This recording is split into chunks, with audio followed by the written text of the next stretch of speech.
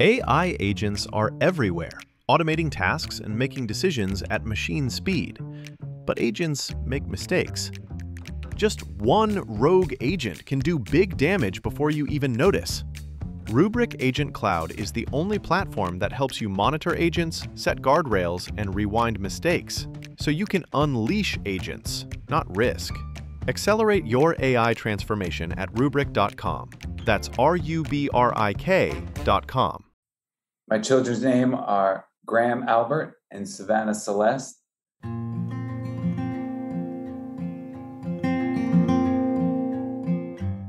And what I remember about them is the day the doctor came in to tell us the sex of the babies, and he referred to them as the perfect twins.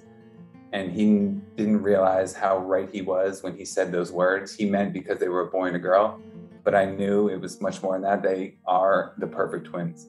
Welcome to Still a Part of Us, a place where moms and dads share the story of their child who was stillborn or who died in infancy. I'm Winter. And I'm Lee. We are grateful you joined us today. Please note that this is a story of loss and has triggers. Thanks to our lost parents who are willing to be vulnerable and share their children with us. If you're listening to this podcast, just know that on our YouTube channel there are pictures and videos that are related to the stories that are being shared. Subscribe and share it with a friend that might need it, and tell them to subscribe. Why? Because people need to know that even though our babies are no longer with us, they're still a part of us.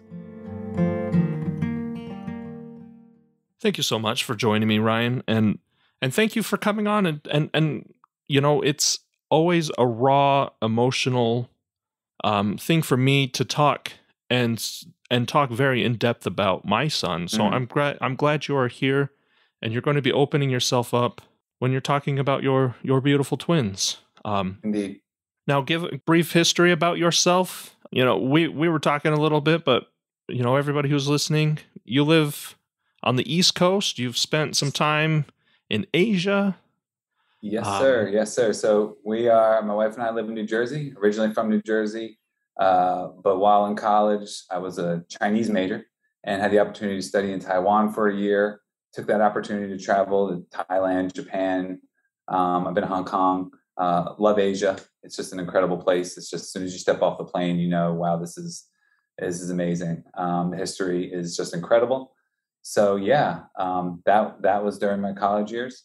But as New Jersey tends to do with many people, despite the high taxes and the not so great weather, you just always find your way back, and I did, which I'm very glad, because that's where I met my wife Michele. So I met Michele 8 years ago. I did briefly move to North Carolina for a hot minute. Thought there would be an opportunity in my line of work, which was in the gyms. I worked in a gym for many years. Moved to Charlotte briefly to open a gym there, and realized again the tentacles in New Jersey pulled me back in. So that didn't last long. I missed it.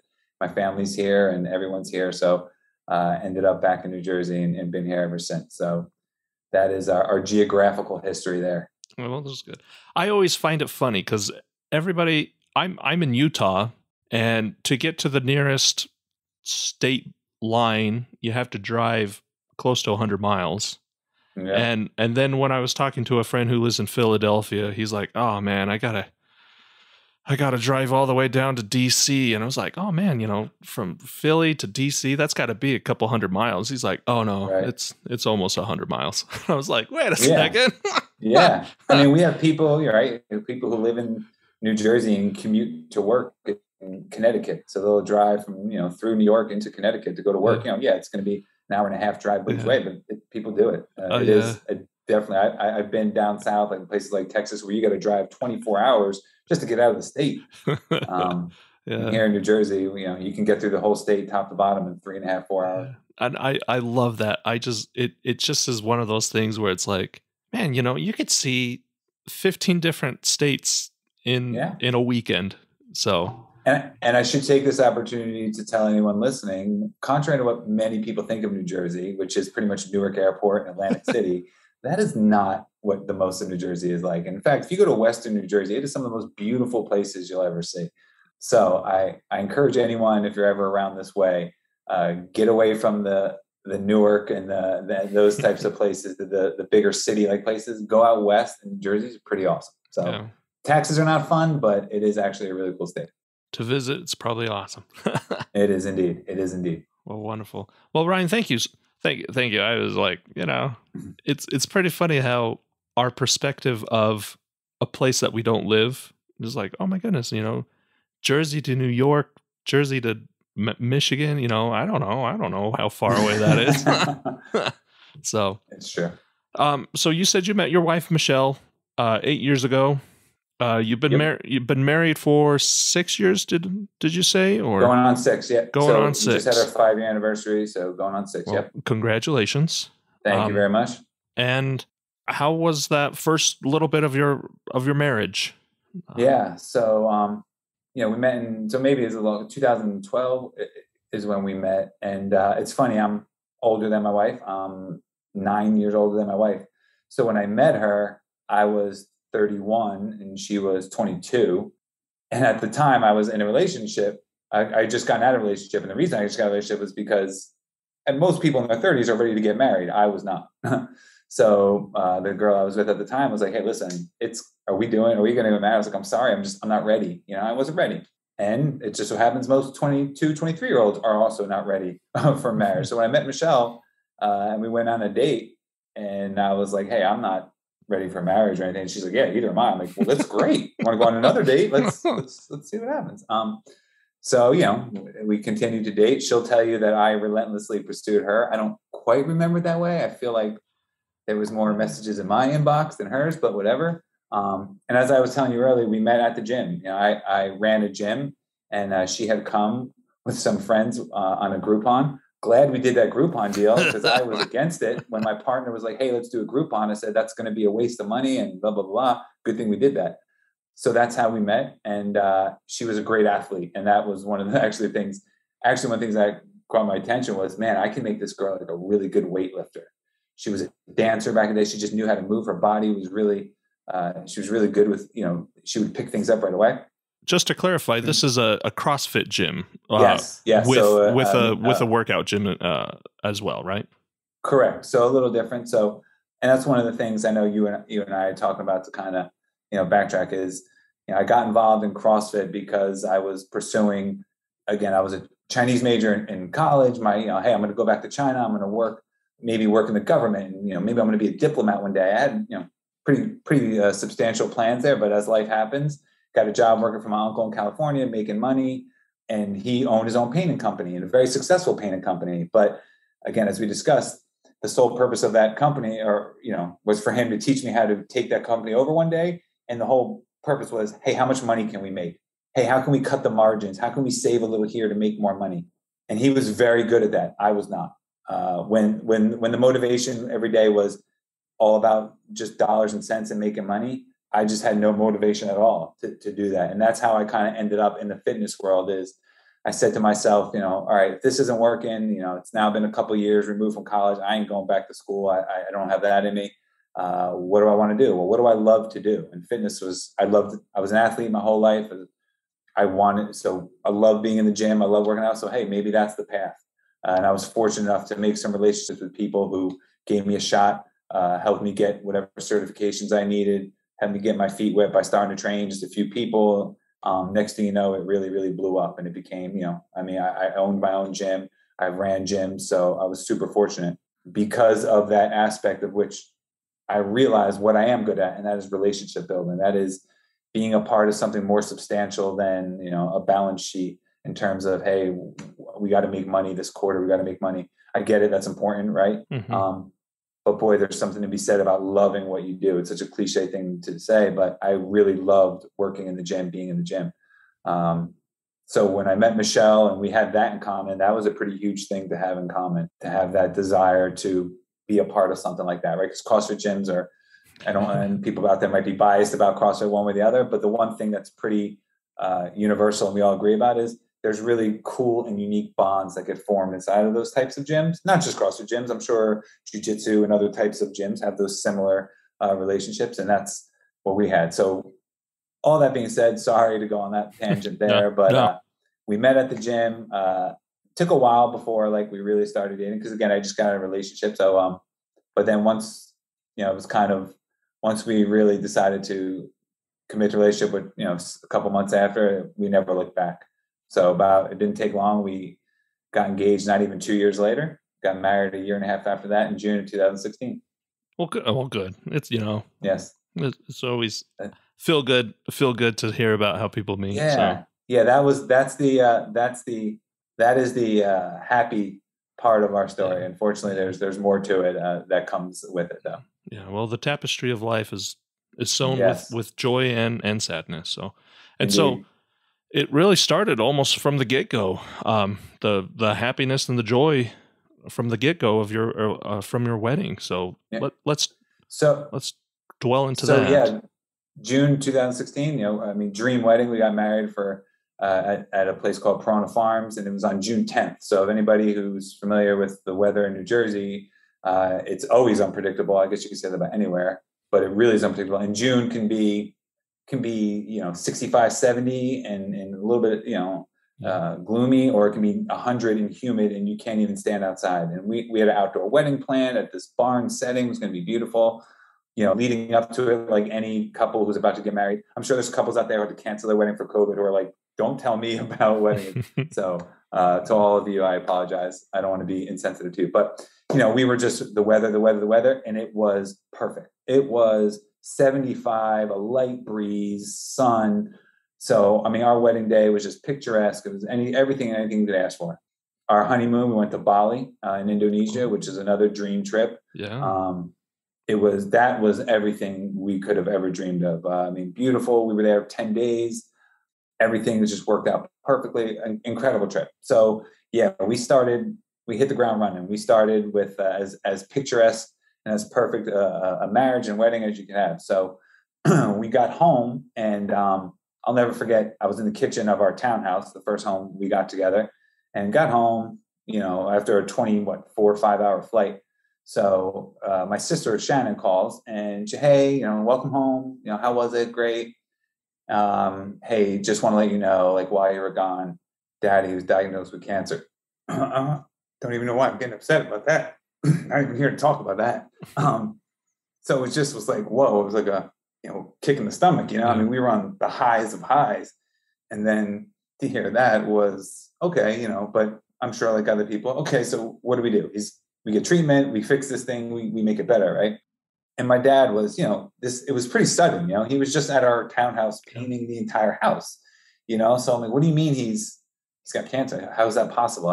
He was fine when we left. So, that was, again, June 2016. He had esophageal cancer. He went in, had his esophagus removed, and they said, success. Okay, we think we got it. We feel good about it. And, it was obviously a brutal recovery from that, but he recovered. And just a month or two later, he was moving around and like, okay, this is great. He's going to get through this. He may not be doing the things he used to do, but he's going to be okay. So that was around, I don't remember the date of the surgery. It was only a few months later so maybe. And then in the fall, approaching Christmas, all of a sudden he started to stumble, and he started to have a hard time talking. And we're like, what's going on? This is, so we were taking him into Colombia in the city because they were supposed to be the best at this specific type of cancer. Mm-hmm. It's going to appointments, long story short, too late, I know, but right before Christmas, the days before Christmas, I'll never forget this, at my mom and dad's, the doctor called, the surgeon called, or excuse me, the doctor oncologist called, and my sister and I went in the other room to say, what's up, doc, what's going on? They did a scan and it spread to his brain. And the doctor said, there's nothing we could do. So it was just hard because it was like, wait, we beat it. What do you mean there's nothing we do? And then you do the research and you're like, it's actually really, my understanding was it's rare that type spreads to the brain. So it's like, man, what bad luck that is. So, that was Christmas. My dad passed away March 16th. So 3 months later. But it was just hard because he just was not himself, Yeah. And my dad was Vietnam vet, worked his whole life. He was amazing, and he never stopped for 1 second. So to see him now, I have to help him go to the bathroom. I have to help him bathe. It was just brutal. So, and what was sad too is my wife, didn't have a father growing up. And my dad was like a father to her, obviously. It was her father. And, he was only 72, he wasn't, he was not, and he was up until he had cancer, he was in great shape.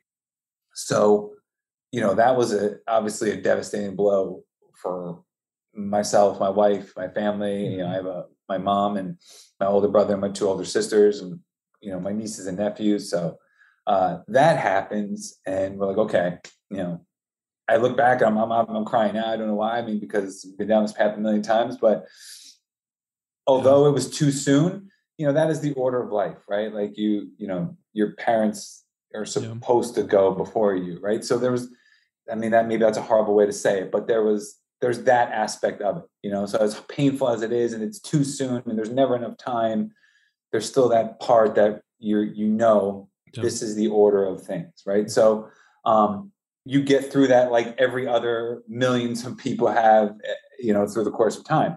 And there's no end to support because so many people have been there. So, it's a unique feeling, and it's something that no matter how many times anyone over the course of mankind experience it, it's pain, it's hurt. But it is the circle of life, call it what you want. So 2017 of March, that happens. The following year, my wife and I are laying in bed, and my sister Shannon, my poor sister Shannon, she was making these calls. I'll never forget this. She calls like 2 a.m, and I'm laying in bed with Michele. And again, you never get a good call at 2 a.m, right? My sister's 7 years older than me with 3 kids. She's not calling me for a ride home from the bar. Like it's not good why she's calling. And she was just hysterically crying, and she's just crying in the phone saying, Bobby's dead. So Bobby was my sister Kristen's husband, and he had been, sorry. No. He had been in a car accident and passed away that night. This was Father's Day, actually. And him and my sister Kristen had 3 kids. So me and Michele jump out of bed and we get in the car and we run. Michele said to bring tissues. I said, why? We're not going to need tissues. That's why I always listen to your wife, right?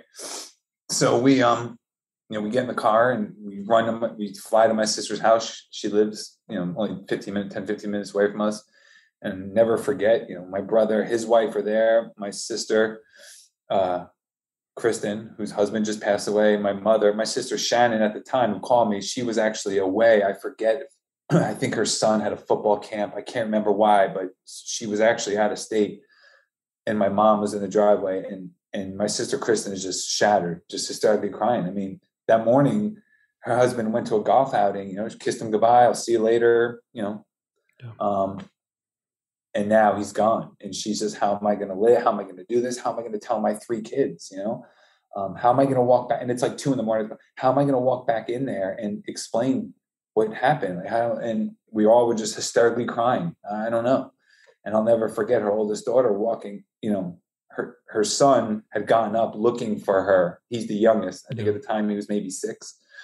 And Kristen wasn't in the bed. So he went to his oldest sister's room and said, hey, where's mommy? So McKenna, the oldest, who was at the time 11, maybe.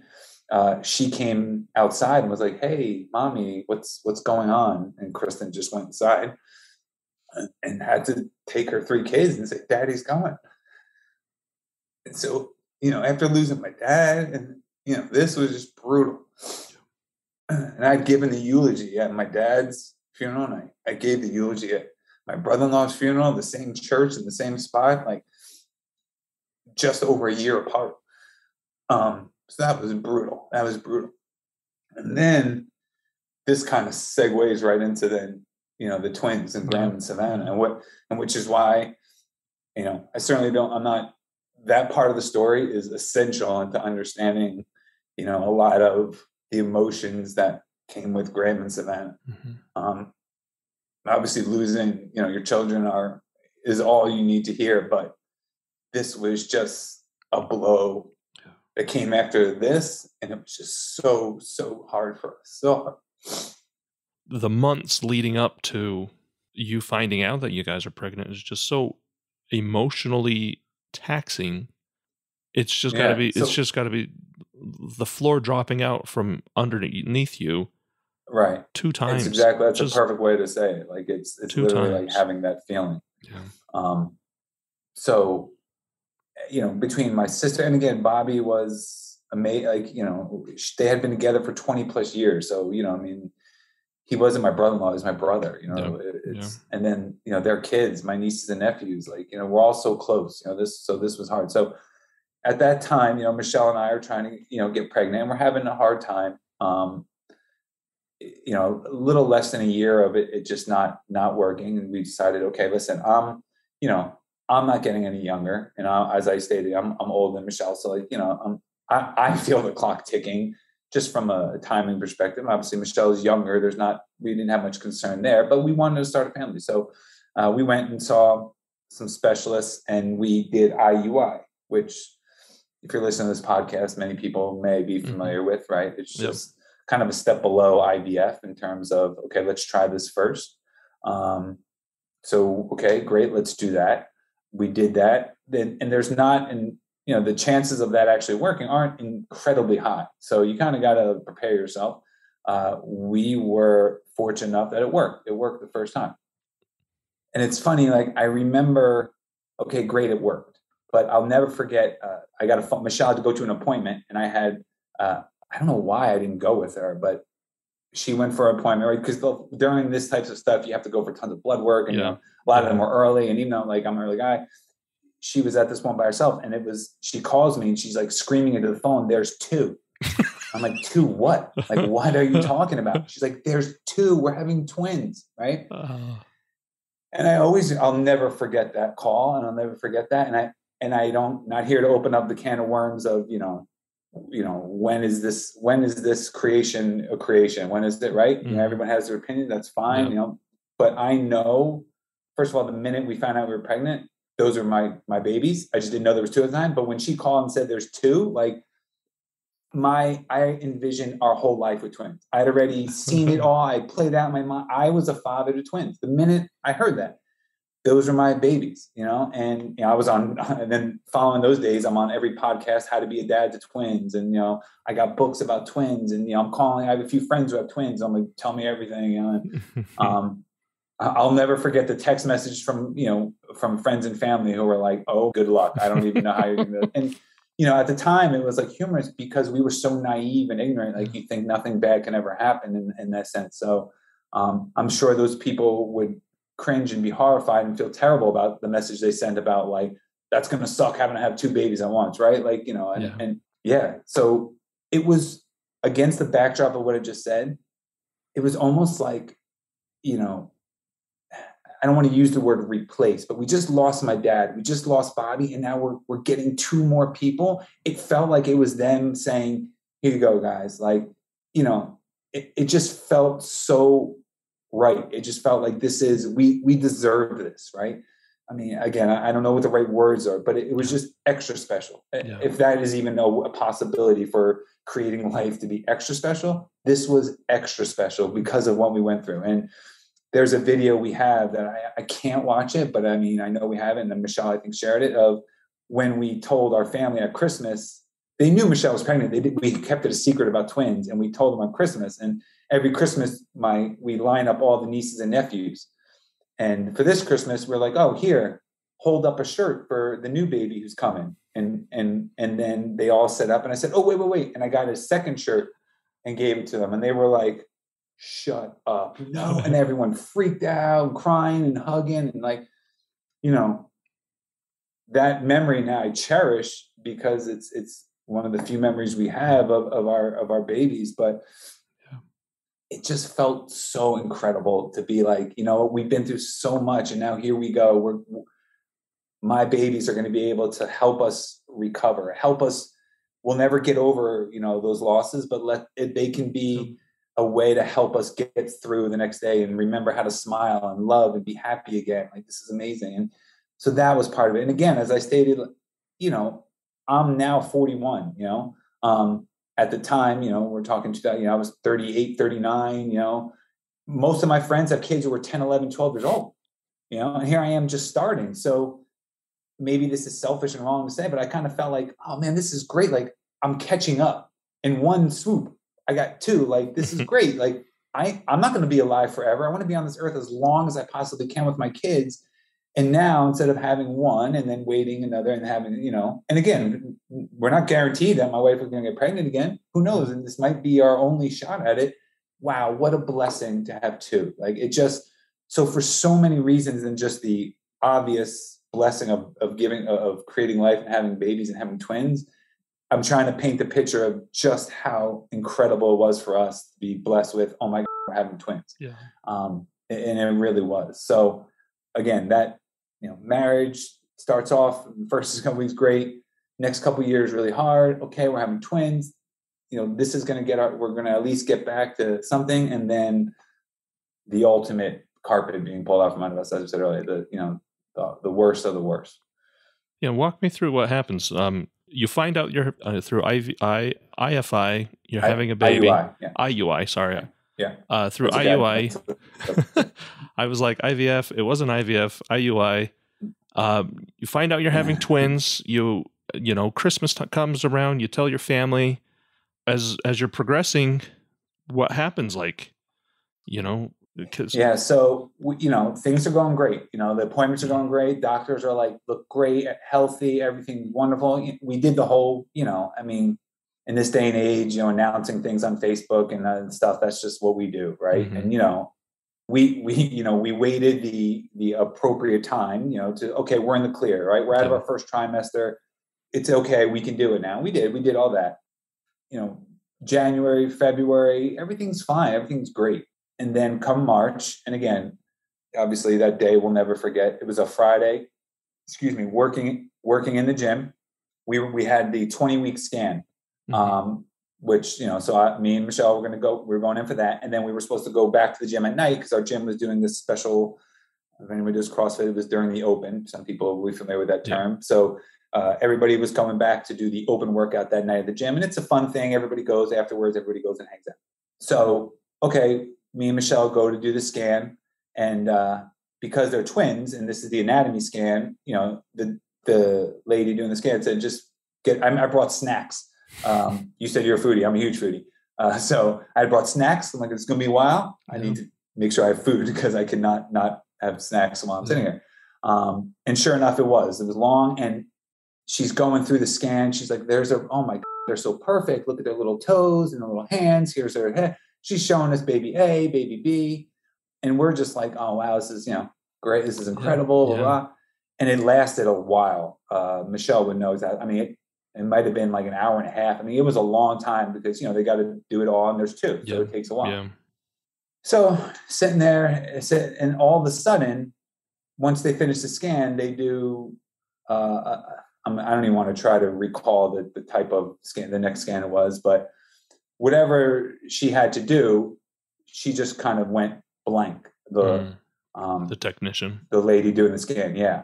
So we're like, okay. She says, don't move and just kind of sit tight. Don't get dressed. I need to go get the doctor.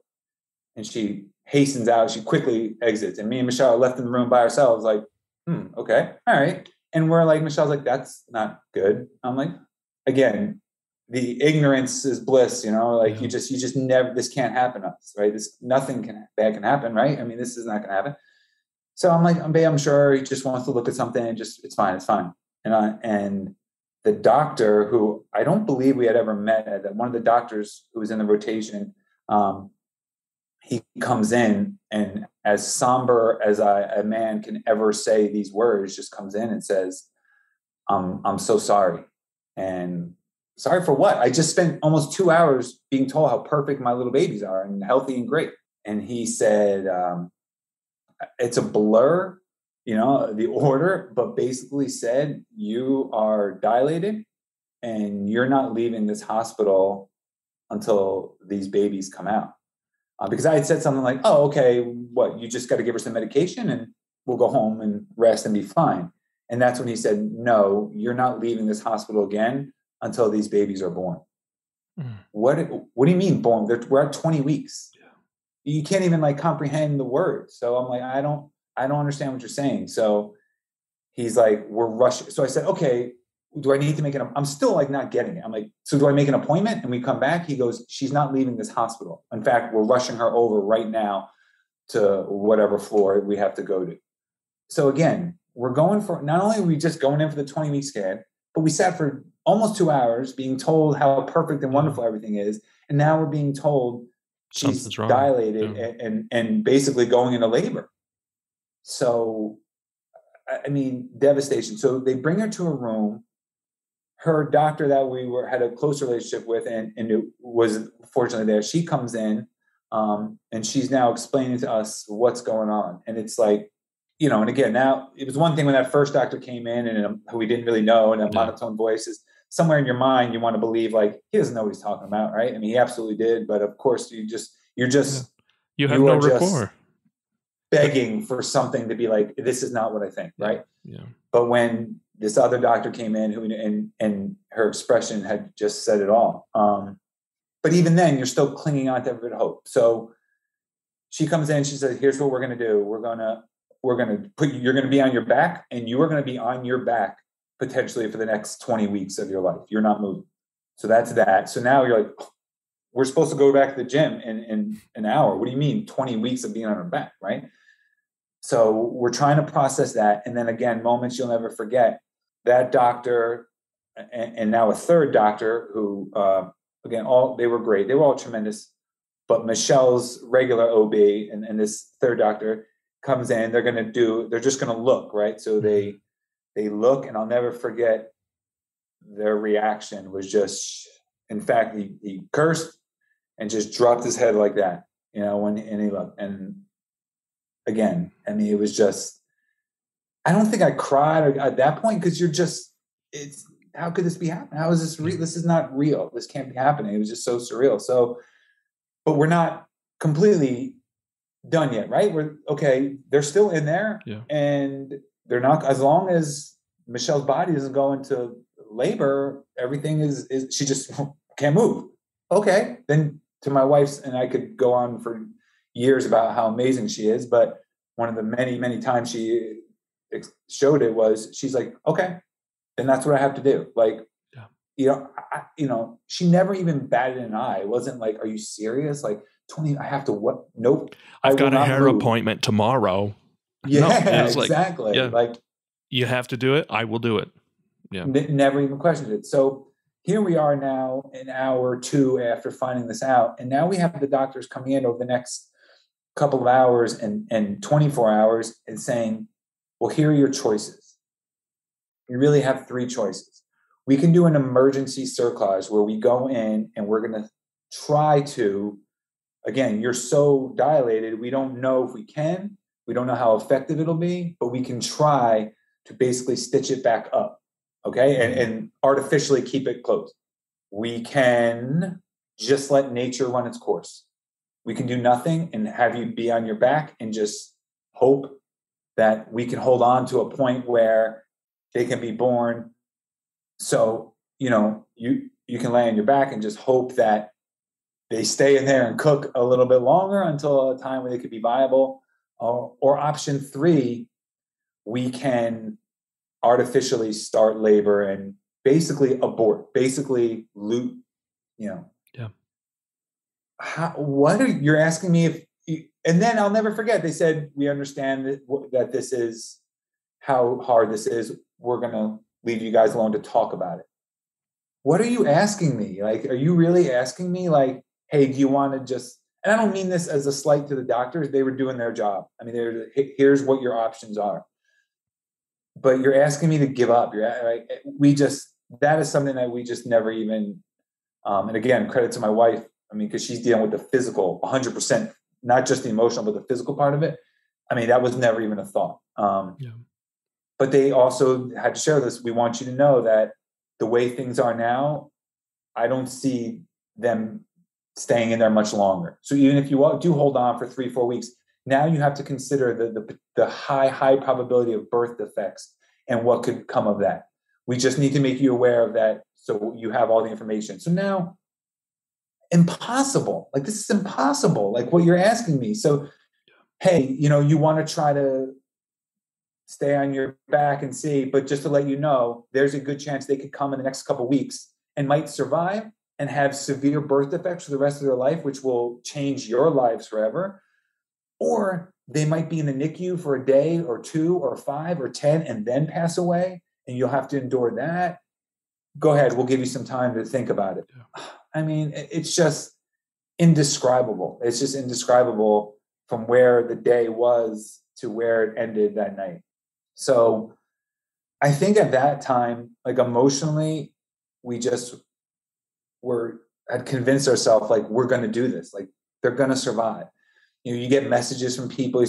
You hear about a story in Japan where twins were born at 20 weeks and 3 days. And even though that's not viability, they survived and now they're doctors, and you're like, you cling to that, right? Yeah. You're like, you know, no one reminds you that, hey, that's the odds of that being your story are the same as you winning the lottery 3 times. Like, but you hear that story and you're like, why not us? Why can't that be my babies?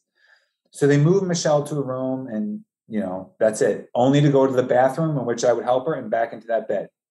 Okay. And she's there. When they come in, they're doing the heartbeats and the baby's doing great. So I'm like, hey, we can do this. You know, we have friends coming in who are, you know, every day visiting, and all of a sudden, like, a day or 2 goes by and we're like, okay, now we just need to get to viability. We need to get to 22 weeks, right? We can do this. Well, shortly after, Michelle's water breaks. And at that moment, we're convinced it's over. It's over. Her water breaks. We're hysterical. Now emotions are, you know, we're absolutely hysterical, but nothing happens. And the doctors are like, okay. So apparently the water broke in our son's sac, but not our daughter's. Mm. And come to find out that while this isn't ideal, they can still be okay. He can still, you know, stay hydrated. There's fluid in there. This isn't a deal breaker. It's not the end. So again, another lifeline, right? We're another blow, but then another, we're still in the fight, or we're still in the fight. Yeah. And again, to backtrack a little, this is when I referenced that the doctor came in and referred to them as the perfect twins. So Michele and I decided we don't want to know the sex, right? Before, you know, when we first found out pregnant, we're not going to find out the sex. So for all the appointments, it was baby A and baby B, baby A, baby B. Well, when this all happened, we regretted that, right? Now that we knew there was a potential, our time with them was going to be short. We wish that we felt like knowing the sex of each baby, and instead of calling them baby A and B, had we known the sex and given them names from the beginning, you know, Again, this is just us. Like, we felt like that we missed out maybe on having a different bond with them in those times. So we asked the doctors, can you tell us the sex? And I'll never forget him walking in and saying, you know, it's a boy and a girl, the perfect twins.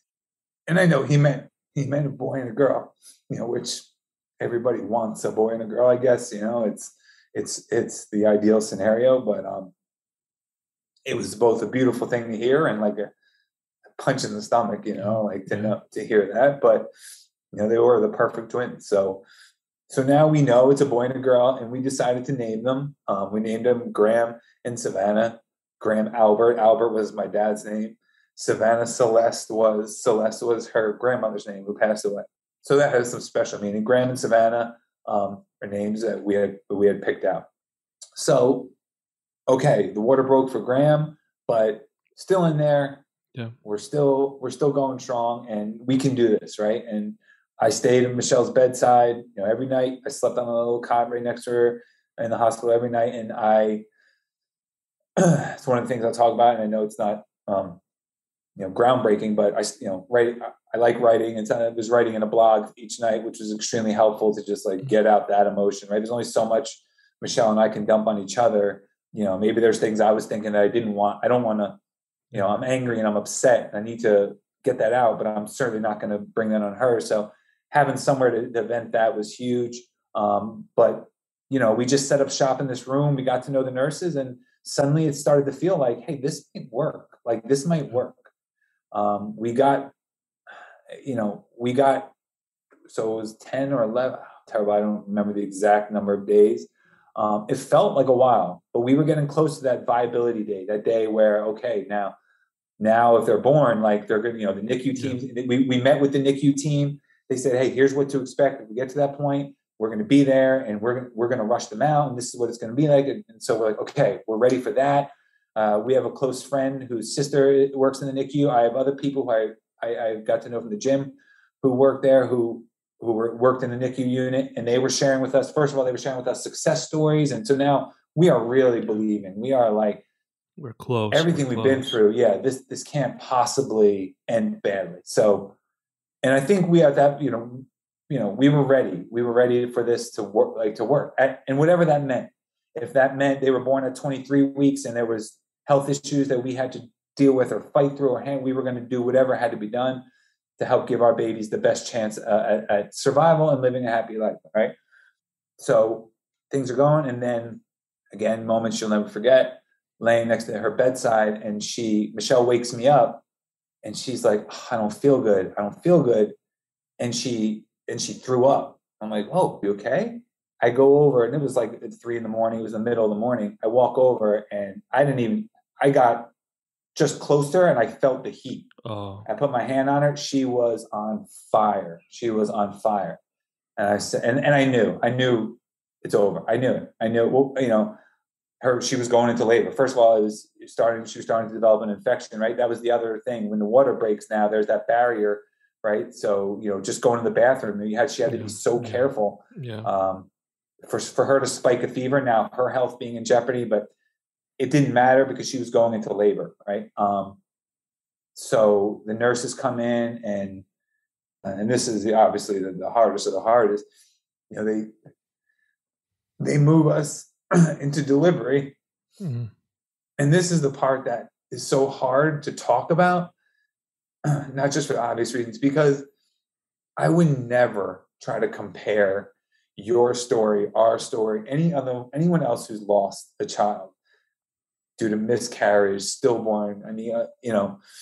I was so woefully ignorant to, this kind of stuff. And I can only imagine what I may have thought before we went through this right? Like, yeah. I think I speculate that a lot of people who have never been through anything like this think miscarriage and you had a stomach ache and there was bleeding and it was over. And even if that was all that had happened to anyone, that is horrible. And that has things that I can't even, that's horrible. I would never compare what we went through to somebody who lost at 8 or 9 weeks. Like there's no comparison. So I want to make that clear. But with that being said, what transpired in the following hour, that following day, I just feel like was on another level of pain and sorrow. And for us, to go into delivery, and at 10 a.m, my wife now is pushing. She had to get an epidural, and now she's pushing our son. And you know what the outcome is, right? So now we're going through this, and I'm there with her, and I just remember crying like I've never cried before. And she's pushing, and our son comes out. Our son Graham comes out, and Michele said he looks like me. You could see the features, and they hand Graham to Michele, and now we're just hysterically crying, and she's holding our baby, and Savannah is still in there. So, for the next 5 hours, it was just us hysterically crying, holding Graham, and I wrote this down. I'll never forget, his skin was perfect and soft, but it was so cold.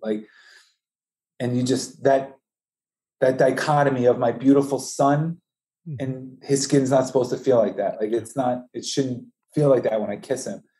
To see my wife holding him and crying, like it was just, and then Savannah's still inside. So for the next 5 hours was that. And then all of a sudden she starts going to contractions again. And now it's time to push. So here my wife is holding our son. I mean, that is just, I don't know if anyone can even wrap their mind around like that scene or what that feels like for her physically and emotionally. And for me, it's just so difficult to even try to put into words what that feels like. And I think even now, like I cried about my dad. I'm wondering now, why am I not crying right now? Because it's still so surreal. Like that, I feel like I'm talking about a movie I saw. Yeah. Like I really do. I feel like I'm talking about a movie because that day and in that moment. So, and now they told us this. They were like, listen, there's nothing we can do. There's nothing we can do. Because, why is the NICU team here? Why aren't there more doctors? Like, we need to try to save him. So when Graham came out, he was lifeless. He was born asleep. When Savannah came out 5 hours later, she took breaths. And that, I remember yelling at the doctor, like, do something. Can't you do something? I just said, no, I can't. And you feel like, well, my father, and I can't help her. I can't do anything. And to see her little chest move, and to just not be able to do anything, it was just terrible. And she was so perfect. Her features, her nose, and her eyes, and her mouth, and everything. It was just so symmetrical and perfect. And I said that to Michele right away. I was like, my God, she's perfect. She's absolutely perfect. So, I mean, the chaos of the doctor trying to calm me down, and we can't. And I guess somewhere deep down inside, I knew, like I understood, but I wasn't ready for that. I wasn't ready to see. I don't know what the heck I thought what to expect, right? How the heck do you prepare for that? So Graham, because her water broke, he came out like bruised. So like his coloring was off. But Savannah was perfect, right? She looked perfect. I just wasn't ready to see her like mouth open and close. And they had to like, no, we can't do anything.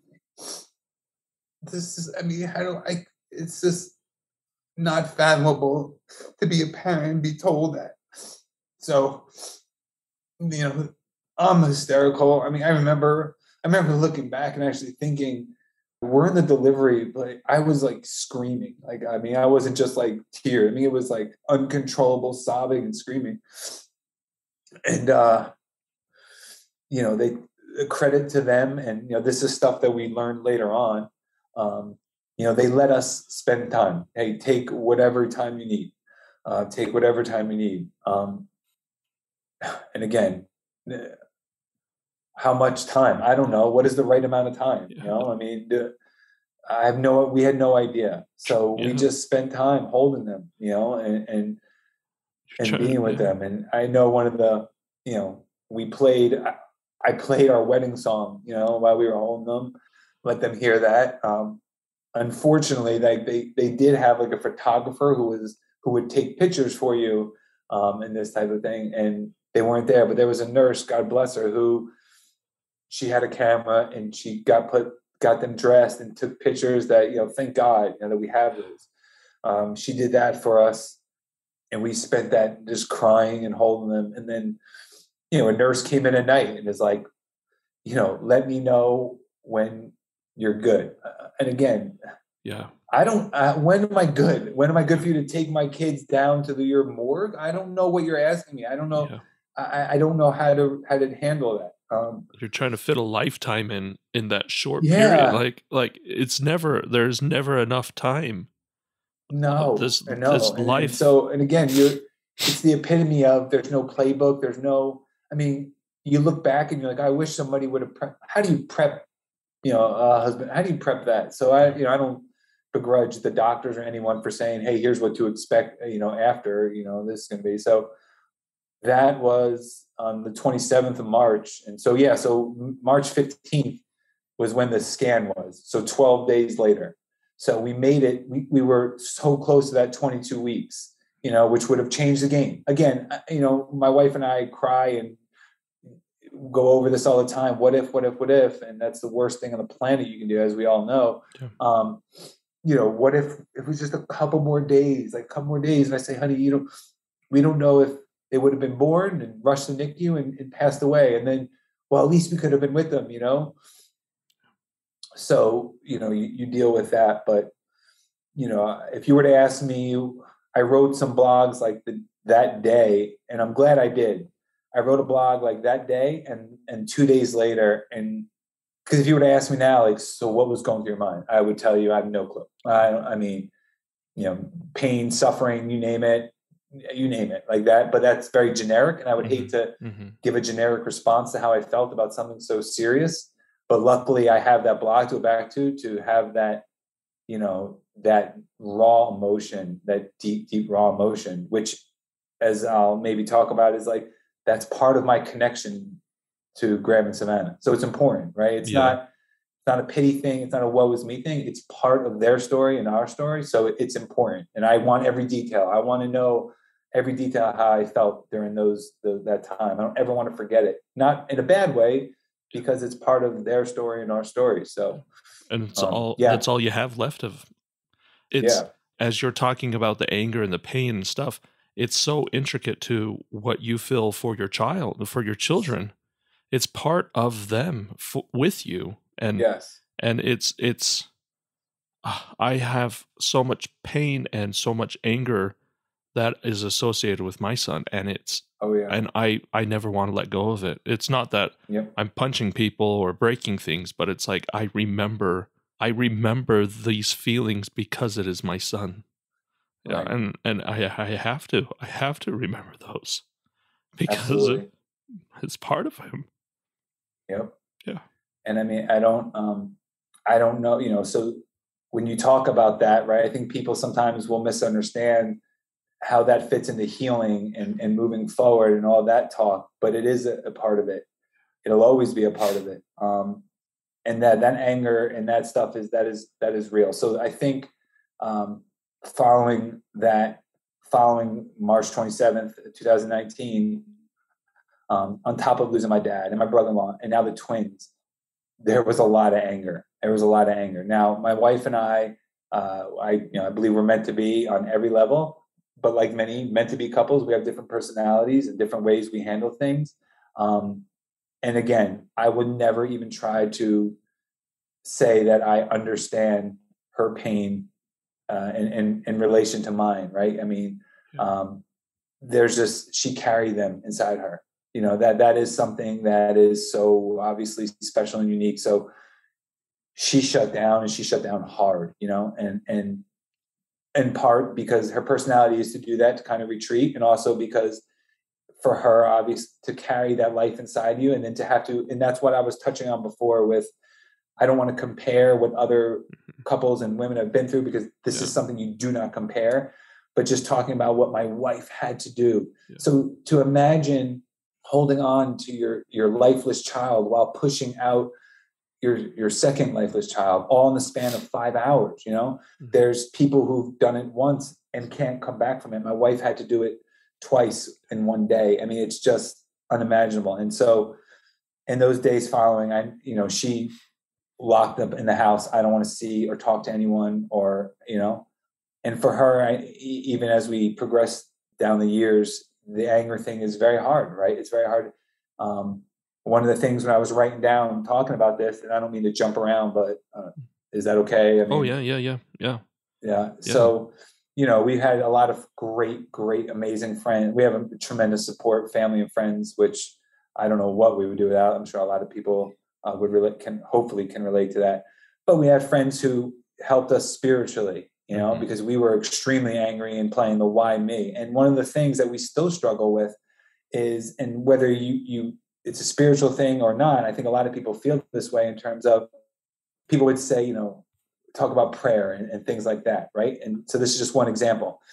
But we would feel like, because we're so jaded and angry, so let me get this straight. I have a friend who said, oh, God answered my prayers and I got this job. Yay. Oh, God answered my prayers and my son made the varsity team. Yay. So wait a minute. God will answer prayers for little Timmy to make his sports team, but God wasn't too busy to answer our prayers to save, right? So again, this is way more nuanced than just that, but I'm just sharing with you that's a good snapshot of how we felt about everything, right? Yeah. So now all of a sudden, healthy pregnant people almost a trigger to make you angry. And that's terrible, right? Yeah. I mean, and it. And so it's like this. And again, I'm sure, sadly, that anyone who's listened to this, who's experienced this, is nodding their head like, oh, I know. Because it's like a double knife. It's the trigger of seeing this happy, healthy, pregnant person and feeling anger and then being like, what am I doing? Why am I angry at this beautiful thing? That's not who I am. So it's like just a double whammy, right? You know you shouldn't feel it, but you can't help it. You can't help it. And one thing I had thought about, and I would love to share this because I just think this is something to be aware of for anyone going down this terrible, tragic path that I wasn't aware of. People talk about, how do you live with this? How do you get over it? Or whatever term you want to use, right? However people want to look at it. And I think a lot of us know, like, obviously you never get over it. You learn to live with it and things like that. But something that became evident to me was the idea of, why is this hurt so much day after day after day and after, right? Why is this pain still so strong, just as it was after? And what I realized is because every second of every moment of every day is just another second moment of every day that they're not here making memories with us. So every rainy day, every smile, every party, every movie that my wife and I sit down and watch with, that should be a memory that and it's a memory I'm not having with Graham and Savannah. So that's never, as long as I'm on this earth, that's going to keep happening. Every birthday party, the obvious things, the birthday parties, the Christmases that they're not here for, but it's all the small things in between, right? It's all the, the poopy diapers. It's everything. So it's, as long as you're here breathing and doing stuff, it's just a constant memory that you don't get to have with them. It's a constant reminder. Right? Yeah. I don't know if I'm explaining that well, but that's, I understood that, it didn't change it. It didn't stop that constant pain and suffering. It didn't stop, right? I mean, I remember in the days after thinking, like, this house was supposed to have their laughter in it. They were supposed to be in that yard one day. Like, I had already pictured all that, and now it's never going to happen. And there, I read lines like that. Every day is now a memory I don't get to have with you, or something of that nature. And it's so true, and it's what makes it so difficult to cope with, because that never ends, and that never ends. So for people who are struggling with, hey, does this go away? And I think a lot of us talk about, we know it doesn't. But now when you can start to kind of frame why it doesn't and put some context to it, well, it doesn't, because every experience is an experience that was supposed to be them and it's not. Okay, I accept that, right? And something I talk about a ton is, I got to start studying a ton of stoicism after this, right? When you start to I need to start wrapping my mind around why this world is such a crappy place where crappy things can happen, and how am I supposed to deal with it? And I've read countless books about this and that and that and that. But stoicism is something that actually resonated a lot with me. And the famous line that everyone knows, whether you study stoicism or not, is, the ability to accept the things you cannot change, to change the things that you can, right? And to kind of know the difference. Some people, the serenity prayer, people will refer to that. But that is a life-changing realization. I can't change. I can't, no matter all the praying and love in the world, I wish I would do it, right? Would you not? Is there anything you wouldn't do for the opportunity to bring, your son back? Of course. So we know that, but we can't, because all of us would have done it a long time ago. Yeah. But I can control my emotions. I can control my reactions to things. So when I see a woman in front of me who's pregnant, and I hear her on the phone saying, "Oh, I just can't wait till this pregnancy's over," and you cringe. You think to yourself, "Do you know how lucky you are?" Right? And again, that woman's not speaking out of malice toward her unborn child. It's ignorance, right? It's ignorance. So instead of me having a trigger reaction of like, "How dare, I can't believe it," and then now, I have the ability to frame my emotions. I can control that. I can't control her statement, right? People ask a lot about what to say or do when people come up to you and they try to comfort you, And one thing you just have to remember is they're coming to you from two places. One is love, and the other is ignorance. Yeah. Right? No one's, I hope, is coming to you with ill malice, intent. Yeah. Right? So I can't control that person who comes with me and said, "Don't worry, like, you guys have more kids. Don't worry." Oh, okay. Yeah. I can't control that statement, but I can control me punching that person in the face or saying, "Hey, I appreciate it, and let's move on." Right? So, the time after losing Graham and Savannah, it was a whole lot of learning that. It was just a whole lot of trying to figure that, while being everything that I possibly could for my wife. I mean, I feel like she just deserved anything and everything she wanted and anything I could do for her, and throughout our entire marriage, of course, but especially during that time. So, one of the things we talked about, I was ready for my wife to say, I never want to experience anything like that again. We can get more dogs because we are huge dog people. We have 2 puppies, but I never want to have a kid. And if she were to say that, despite me feeling like I want kids, I want a family, I would have said, sweetheart, you got it. Like I would never ask that of you if that's how you feel. But to her credit, I mean, she said our goal was to have a family. I want to give Graham and Savannah a brother or sister. Like I want to do this. We went back to our doctors because what's frustrating is, there was no answers to what happened to Graham and Savannah other than, terms like incompetent cervix. They say that, but they don't really even know what, or they told us because it was twins, right? Really? Because I see twins everywhere, right? Mm-hmm. So then you start to play that game of, well, why are they worthy of living, but my twins weren't, right? If you're telling me, well, having twins are risky, I see them all the time. I don't, why were we any different? So, I don't know where we want to start back, but we haven't really talked about what, after Graham and Savannah were born, you got to hold them for, you got to hold them and be with them. Yeah. And then I don't know really how long you were able to be with them before you turned them over to the medical staff. So I want to say, I mean, it was right around like, if Savannah came at like 3:00, it was probably around 10:00 at night. Mm-hmm. And again, it's just certain parts of the story bring out tears, and I don't know why, and other parts don't, because like I said, I swear it's like I'm talking about a movie. And I say that all the time. I laugh at Michele while I don't ever want to spend money going to a movie. Like, we watch all these, like, you'll watch like a movie that is a depressing story about, and I'm like, I don't need to spend $15 to watch a movie about a sad story. Like, our life is a story that, has plenty of emotion and sadness in it, right? When I'm telling it, and I think back and, we were in that room for, around 7 hours with our babies, So, and again, I remember the nurse coming in, and I don't envy her position, right? She has to be the one to come in and say, hey, I don't want to rush you, but, let me know. And it's like, again, think of what you're asking and what you're saying like that. But again, I don't envy being that person who has to kind of be responsible for that. And, I remember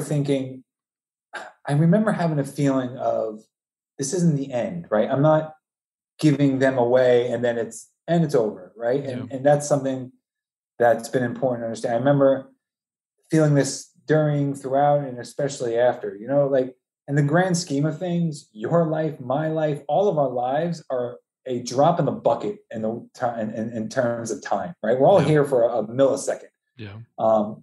So yes, Graham and Savannah's life was way too short, but all of our lives are way too short, right? So there was a part of me, even in those early stages of anger and frustrated, whatever you want to call it, and why us, that started to immediately feel, I refuse to let Graham and Savannah's entire existence and being be surrounded by anger and why us, and this is not fair and this is not right. And I immediately started to try to find ways of, hey, they made us parents. These are my kids, right? Mm-hmm. Some people's kids out, they live for, some people lose their children at 5, 10, 20, 30, 40 years old, right? Some people, like we talked about earlier, parents more often than not, I assume, pass away before their kids, but at some point it happened. So yes, this is a tragic story, but they're still my kids. They were here for a brief, all too brief time, but they're still my kids who were here. And I need to start figuring out now how to celebrate that. And what did I, what have they brought into life?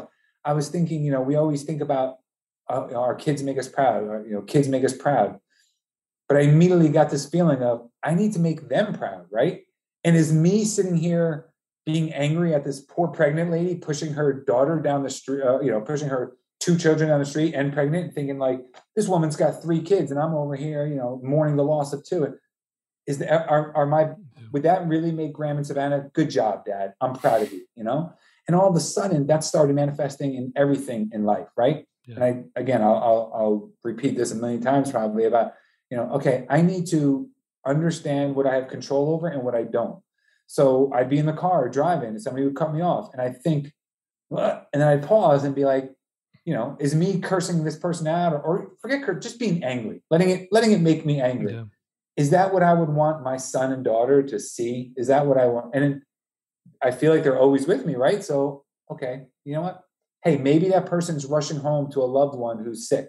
Maybe that's why they cut me off. Maybe that's why they cut me off. So, and then I started to realize, man, I have the most amazing kids, right? I mean, here I am. I've gone through 39, 40 years of life, and it took them. And I thought I'm this smart, educated guy who I read about stoicism and do all this cool stuff. And I'm like, I play rugby and CrossFit, I'm fit and blah, blah, blah. But they completely opened my eyes in ways that none of that had ever done. And that was awesome. That is incredible, right? And now I'm like, yes. Like, okay, now we're talking. There is, and I mean, I guess I can plug it. I don't know if it's okay, but Jocko Willink, if anybody knows that name, and he has a podcast, and somebody had sent us a link that after everything happened and said, hey, you should listen to this. It's about grief. And, everyone's chipping in with advice, yeah, cool, thanks, blah, blah. And I happened to listen to this, and it was a total game changer. And in short, it's basically, somebody had written to him, hey, I lost a child, and when is this pain ever going to stop? And he goes on about 7-8 minutes to talk about, hey, and he just uses the most amazing analogy and explains it, and it's so accurate, right? I'm saying all these things like, okay, yeah, like my twins, they made me a better person, and now I'm going to that doesn't mean there weren't moments of me hysterically crying in the car in the driveway because the song came on, or I just pulled into the driveway and had an image of them running out to hug me, or, that still happens obviously now, right? Mm-hmm. So this isn't like, oh, and then everything was fine. But what he describes in that video, and he uses like the analogy of like waves, right? And in the beginning, it's just you're underwater and it's just wave after wave after wave of pain. And you feel like, this is it. This is my life. I'm never going to be able to get a tiny bit of air. But then one day you get this little bit of air, right? Maybe you smile again, right? You laugh at a joke, right? When you hadn't done that in a week or two. And you get this glimpse of like, ooh, I remember that feeling. But then boom, another wave. And then right back to pain and sadness, right? But then maybe a couple of days later, you go back, now you're back at work, and you're all of a sudden you have another moment where you catch your breath a little bit again. And his analogy is when you get those moments, row the boat. Like just when you have a feeling of reprieve, go outside, mow the lawn, take advantage of it, because yes, there's going to be another wave. And in fact, there's always going to be those waves. They're never going away. They're never going away. So I don't want to sit here and sound like, that everything is, roses and great. And, I look back at Graham and Savannah with nothing but pure happiness.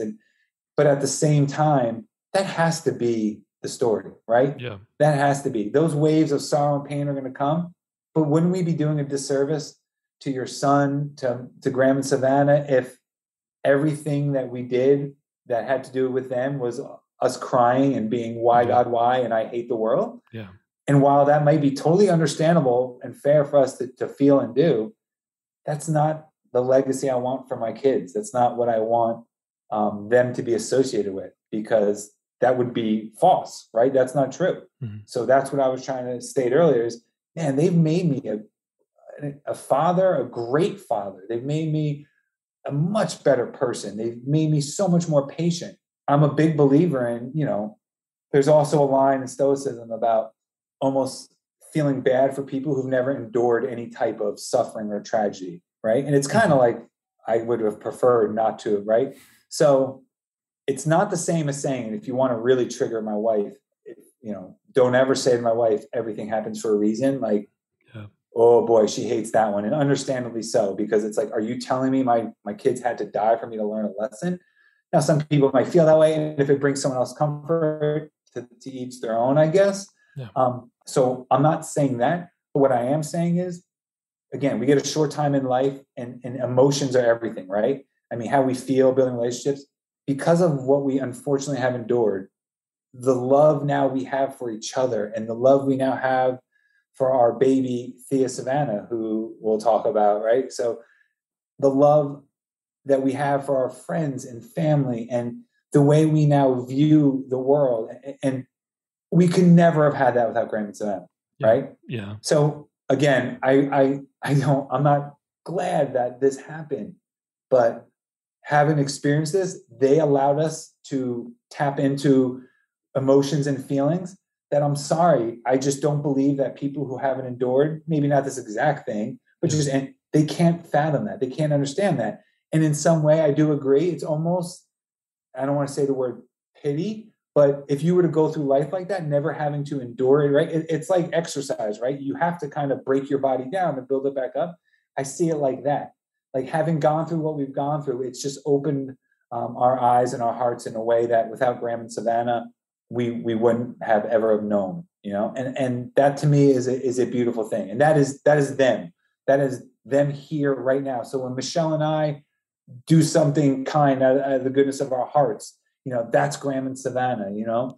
When our daughter now, Thea, you know, is cranky and instead of snapping at her and being like, Thea, come on, stop it. Like we have this otherworldly patience.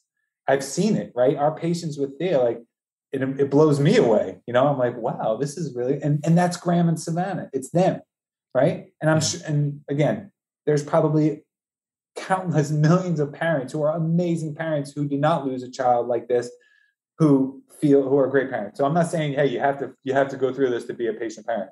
Yeah. I want to make that very clear. I'm not saying that.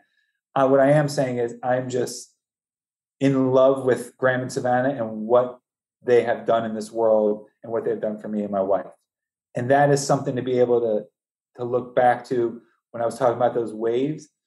And when you get that moment to catch your breath and breathe, it's a beautiful thing to think about and have, right? And I can talk about that and I can smile. And like, yes, that's what I should be doing when I'm talking about my kids, right? Mm-hmm. I cry a lot over Graham and Savannah, but I shouldn't cry every single time. Again, my opinion, this is not a dogma. This is not me telling people what to feel or do. But I just don't want them to be associated with sadness and pain in every aspect of life, right? Yeah. And trust me, I now work in finance. I've been in finance a couple of years. I work with a lot of retirees. I work with people in their 70s and their 80s, you know, and I've gotten to be very close with some of them. And I've shared my story. And Michele and I are very open about Graham and Savannah. So some of our clients who I've had numerous meetings with, I've shared this story and they've broken down and they will tell me about a son or daughter that they lost, you know, 60 years ago. And the emotion, and it's both kind of like jarring and also, I'm not going to say comforting, but because it's jarring because, oh boy, I have a long time of this isn't going away. You know, here's this woman at 85 years old and you know, her mind might be a little foggy on this or that, but boy, when she would talk about the child that she lost, I mean, like she was as if she had lost them yesterday. Mm-hmm. You know, that's what we're looking at. That's what parents of loss are looking at. So it's jarring and not like, man, this is a long road ahead, but it's also comforting in that, okay, I know it, right? There's no surprises here. There's no, hey man, how come it's been 5 years and I'm still feeling this way? Nope. This is the life we now have. There's going to be those waves that come crashing down and almost feel suffocating. Then there's going to be moments when we can catch our breath. And when we get those moments and we can row the boat, go smile, have fun, and do what you can, because the waves are going to come back. They are. They're never going away. Yeah.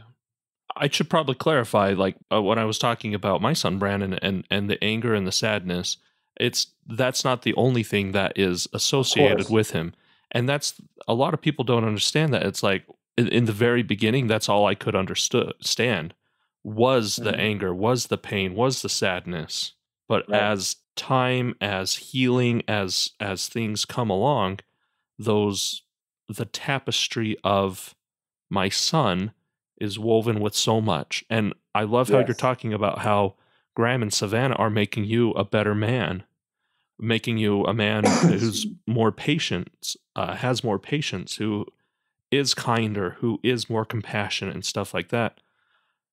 I pray all parents are like that, and especially parents of loss, because, we would have those daily practices of patience with our children, but that would be a one-on-one relationship. But where we have to not just do it in our own minds, but in the world, openly in the world, practice our patience with our children sort of vicariously through, we have to practice vicariously through, I don't know how to best put it, but yeah, it's a hard concept that we have to, how do you, I don't know what I'm saying.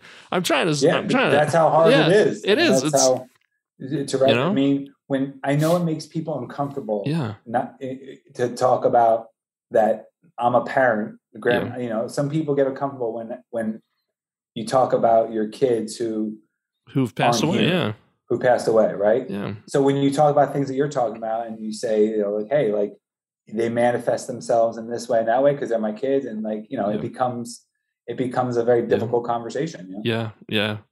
It's Thank you. It really is.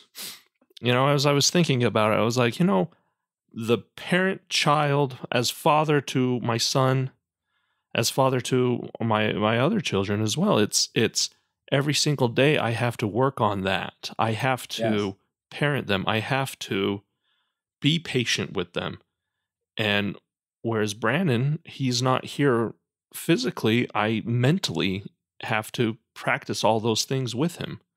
So that is a great, actually, that is, you nailed it. There you go. That is exactly how to say it. I mean, I love the way you just said it in that imagery of, hey, they're all my kids, and my relationship with them and how I grow and evolve. They're all going to make me better, hopefully, right? That's in some way, shape, or form. But that's just it. They're all in the same discussion, right? Yeah. So it's not that, hey, I have my children here, and then Brandon, he's a different. No. This is my family, and I have this relationship, and I have this relationship, and I have this relationship.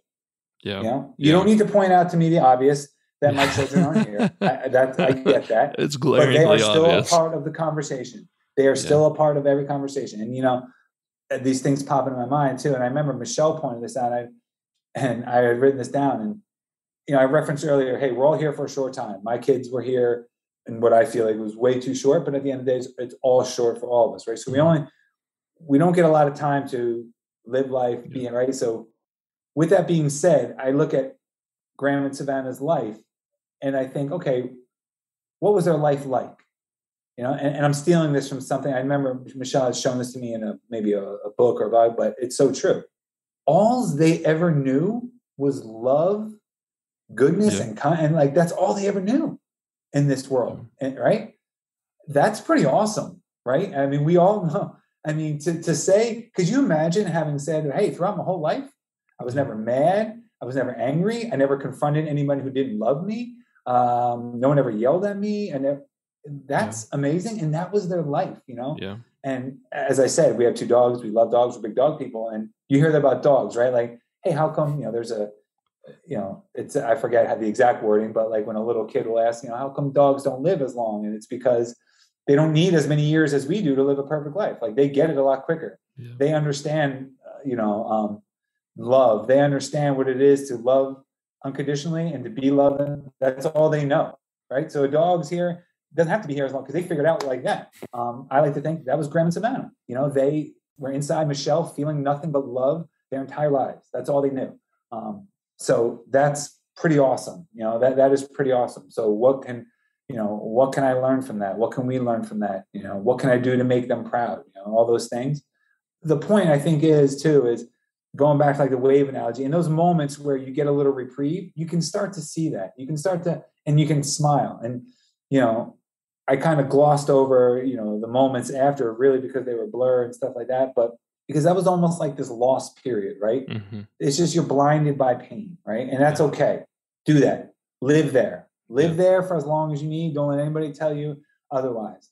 But then, and this is stuff you'll hear or people will hear from trying to give advice and stuff like that is, you will get to a point where you can and you will get back. But in those first days, weeks, like that is the last thing you want to hear. Yeah. So I don't want to sound like I'm saying that either. Like, hey, for anyone listening to this who's going through it, just hang in there. You'll laugh again. And while that is true, no. Right now, if you're someone this is a new experience for you, you live in my opinion, you live in that pain and sorrow for however long you need. Yeah. And slowly, again, as you get that ability to catch a breath, and then it becomes 2 breaths, you'll figure that stuff out yourself. The stuff that I'm saying, it took endless amount of tears and endless amount of anger, and what felt like endless amounts, I should say, before I could even begin to comprehend smiling about my kids and having these types of thoughts. So, whether it's called, there's no timeline. There's no timeline, right? So for anybody to say like, oh, don't worry, you'll get through this, you'll get past this, that can seem insensitive because it insinuates there's a timeline when there just isn't. No, yeah. There isn't. Yeah, there really isn't. How individualistic mourning is. It's amazing how my way of mourning is so different. So yeah. And we talk about mourning and I don't know what other people, this was another thing, right? So Graham and Savannah pass away, and now, again, we are 12 days removed from a healthy, happy 20-week scan to now this. And now you say, well, what do we do? Do we bury them? Do we have a service? What's the game plan there, right? Mm-hmm. For us, it was no question. We wanted to bury them. We wanted to have a service. We wanted to do it all. It just felt right again, right? Mm-hmm. We've read stories of people who didn't do that and later on regretted it and stuff. But again, this was our decision. There is no right answer or wrong answer here. This is what we wanted to do. In fact, in the place where my dad is buried, where my brother-in-law is buried, my grandparents are buried, Michele and I, we bought our plot along with Graham and Savannah. So one day we'll be right there next to them. And we did the service. And I say this to kind of illustrate the impact. And again, this isn't I hope nothing ever comes out as like a woe is me, because I hate that. I hate that. I hate that feeling of I would never want to elicit pity from anyone, because I don't like that.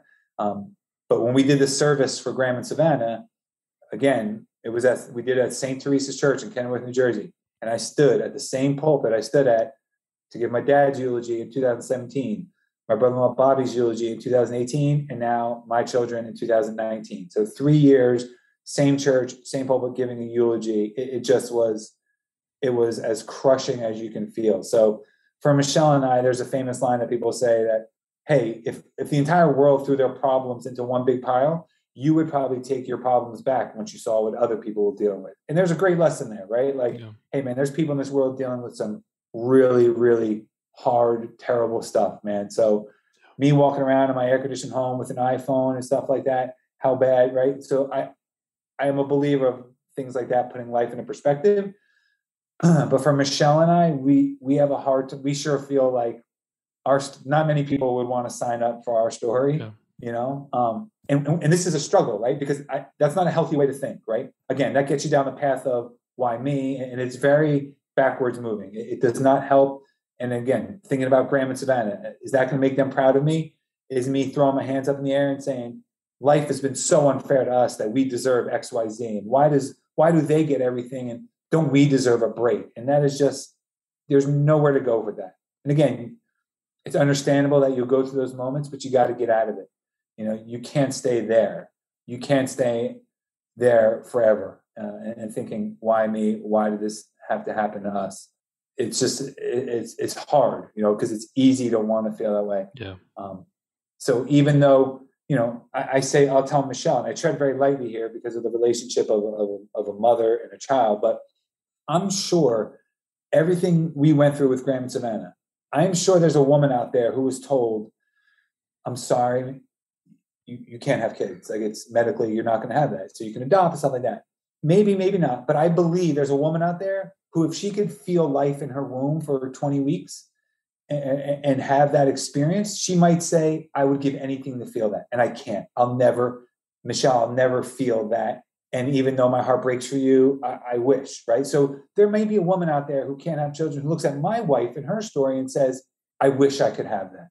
Maybe that's a morbid thought, maybe it's great. But I think it puts in perspective sometimes, as terrible as it was for us, is there something positive that we can get? And then that leads you down the path of, well, of course, there's something positive. There's Graham and Savannah. Okay, well, what were their lives like? Well, their lives were surrounded by love.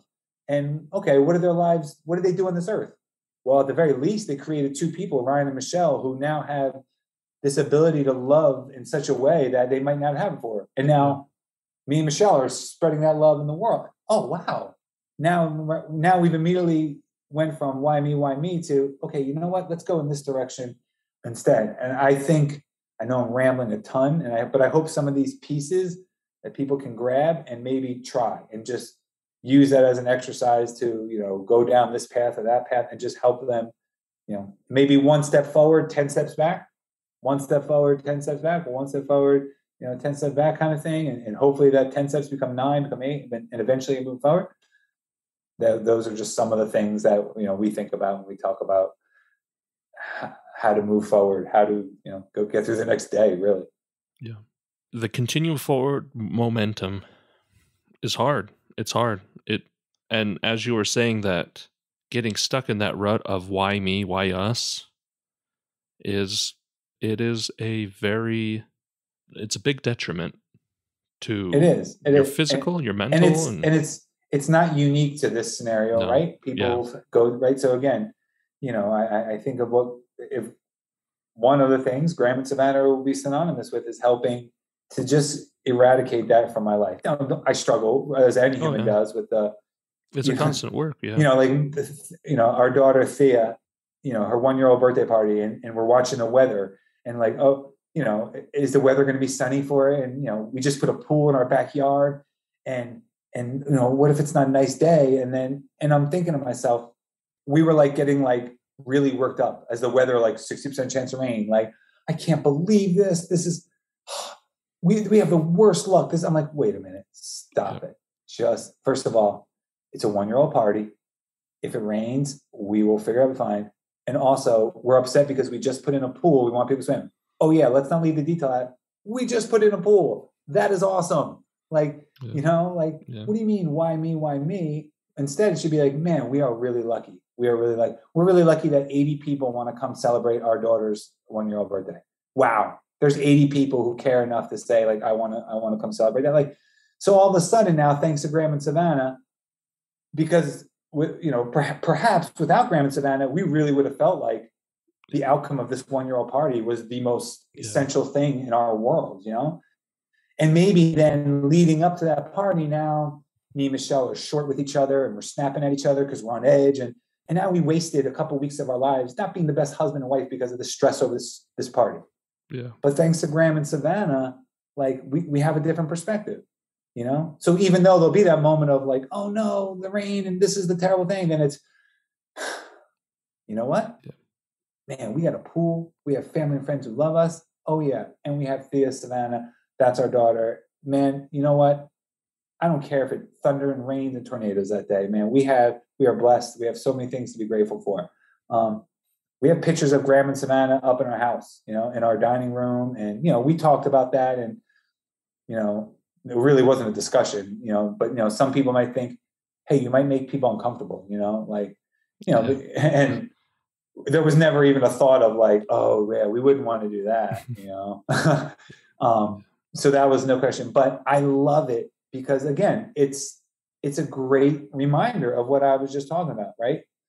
Because human nature is to kind of feel like, oh, we have the worst luck. Oh, we have the worst luck. And again, I think some people might look at our story and man, losing your dad to cancer. And again, I don't think there's anyone on this planet who hasn't been affected by cancer in some shape, form, or fashion, right? So even though that may not be terribly unique, even in the way it happened, right? For him to have the surgery, to beat it, for it to come back, for it to happen so fast, and then, for Bobby, my brother-in-law, who was in his early 40s with 3 kids, with a whole life ahead of him, for that to happen. And then for Graham and Savannah, I think we've endured a good amount of sorrow.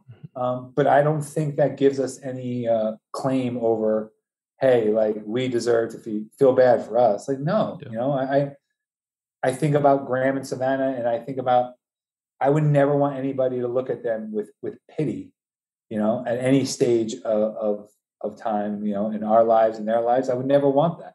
So, okay, great. I have to live my life in such a way that I don't go looking for the same thing. None of that black cloud talk, none of that woe is me.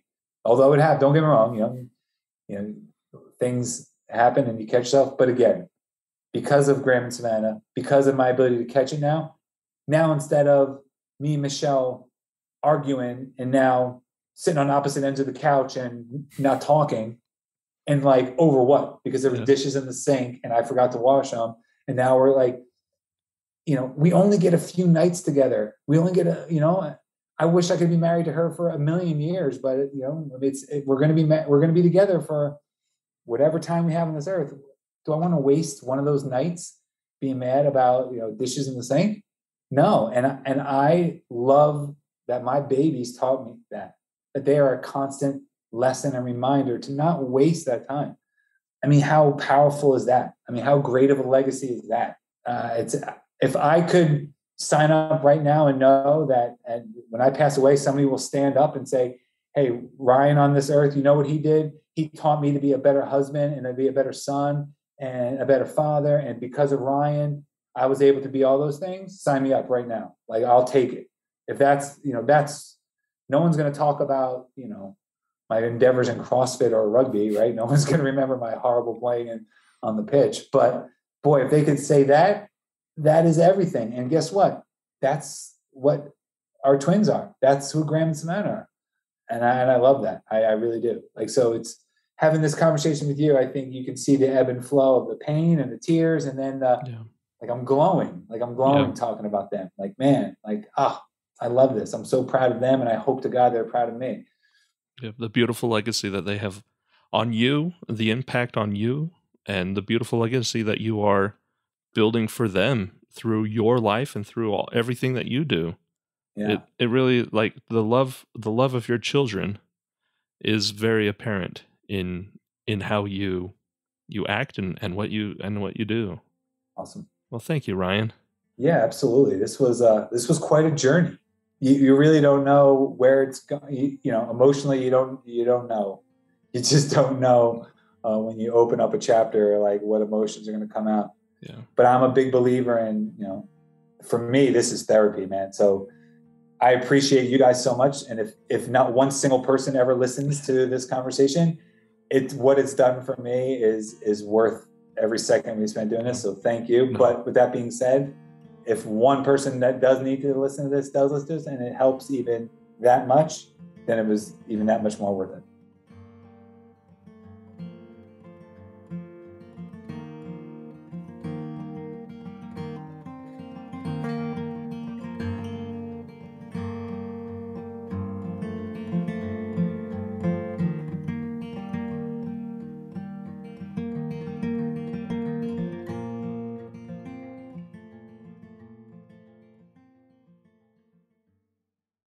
AI agents are everywhere, automating tasks and making decisions at machine speed.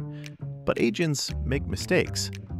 Just one rogue agent can do big damage before you even notice. Rubrik Agent Cloud is the only platform that helps you monitor agents, set guardrails, and rewind mistakes, so you can unleash agents, not risk. Accelerate your AI transformation at Rubrik.com. That's RUBRIK.com.